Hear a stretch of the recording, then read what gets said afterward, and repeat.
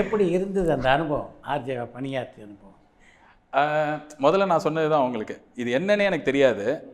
சரி, அங்கே எனக்கு எதுவும் ஆகணுன்ற எய்ம் சின்ன வயசுலேருந்தே இருந்ததில்லை. நான் வந்து அப்போ வந்து நிறைய நேரத்தில் தோணும், இது வந்து கரெக்டாக தப்பு. ஏன்னா எனக்கு வந்து என் அம்மா மாதிரி இருந்தது வந்து என் சின்ன வயசில் எப்படி இருக்கும்னா, சரி நம்மளுக்கும் எல்லாரும் மாதிரி அம்மா இருந்திருக்கலாமே அப்படி தோணும். ஸ்ட்ரிக்டாக காலைல எழுப்பி விட்டு படுறா இந்த காஃபி அப்படின்னு கொடுக்கறது. நைட்டு முழிச்சு நம்ம படித்தோன்னா இந்த சினிமாவில் பார்த்துருக்கோம், ஃப்ரெண்ட்ஸ் வீட்டில் பார்த்துருப்போம், அம்மாவே வந்து 1 மணிக்குள்ளே முடிச்சுட்டு இருப்பாங்க. அப்புறம் கொஞ்சம் நேரம் அப்பா டர்ன் எடுத்துப்பார். இது எனக்கு நடந்ததே கிடையாது. நார்மல் வீடு மாதிரி இருந்ததே இல்லை. இது ஆகணும்னு அவங்க சொன்ன என்ன டாக்டர் ஆகணும்னு சொல்லுவாங்க. நான் கம்ப்யூட்டர் சயின்ஸ் குரூப்மா, பரவாயில்ல நீ ஆயிடுவாடா டாக்டர்னு வாங்க. ஏன்னா அவங்களுக்கு டாக்டர் பிடிக்கும். அதனால் ஸோ இது மாதிரி இருந்ததுனால திடீர்னு இந்த ஆர்ஜே வேலை வந்து எதேச்சியாக கிடச்சிது. இதை நான் பண்ண ஆரம்பித்ததுக்கப்புறம் எனக்கு இந்த வேலை ரொம்ப பிடிச்சிது. இப்போ பிடிச்சதுன்னா நான் வந்து எக்ஸாஜரேட் பண்ணி பேசுறதுக்கான ஒரு இடமா இருந்தது. இன்னொன்று வந்து ஸ்பான்டினிட்டி தான் என் அம்மாவிட்டேருந்து நான் இன்னரேட் பண்ண ஒரு குவாலிட்டி. அவங்க ஏன்னா நான் எப்படியோ அதோட ஒரு 100% ஜாஸ்தி அவங்க அந்த மாதிரி ஸ்பான்டேனியஸாக இருப்பாங்க. ஸோ அதெல்லாம் என் ஸ்ட்ரென்த்துன்னு எனக்கு தெரியாது. ஏன்னா சின்ன வயசுலேருந்தே ஸ்கூலில் காலேஜில் இது மாதிரி பேசும்போது திட்டு தான் வாங்கியிருக்கேன்.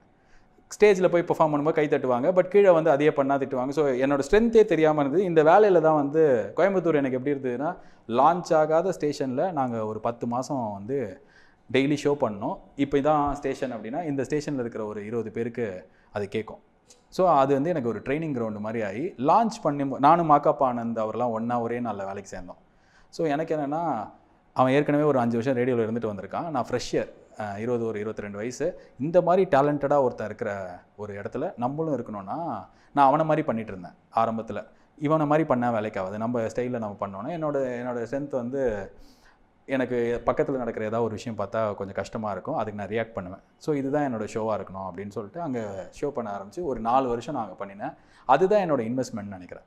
அந்த 4 வருஷம் நான் என் வேலையை நல்லா பண்ணும்போது அது பர்சனாலிட்டியாகவும் சரி, என்னோடய வேலையோட எத்திக்ஸாகவும் சரி, அங்கே தான் நான் டெவலப் பண்ணிக்கிட்டேன். அதுக்கு அந்த மிர்ச்சி செந்தில் அப்படின்னா அவர் வந்து என்னையும் ஆனந்தையும், ஏய் நம்ம ஒரு ஈவெண்ட் பண்ணுறோம், பிஹெச்சியில் போய் போஸ்ட் ஓட்டிடுவார்.